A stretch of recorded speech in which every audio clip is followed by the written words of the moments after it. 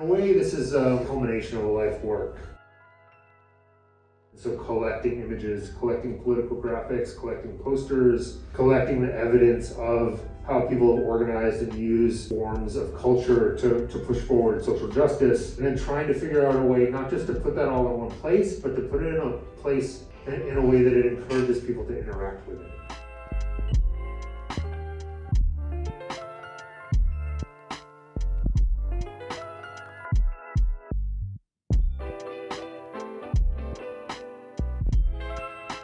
Even if you haven't seen all of these things, there's a way that these images carry a certain power because you've seen things like them before. And so they have a familiarity.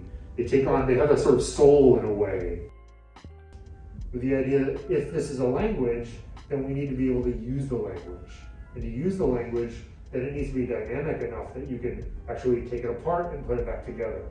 And so encouraging everyone who comes into the gallery to experiment with trying to say things with this language.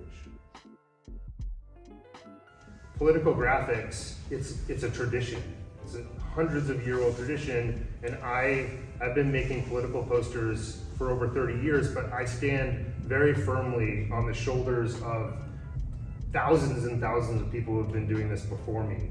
And so this in a way is to acknowledge that everyone that does this is part of a tradition.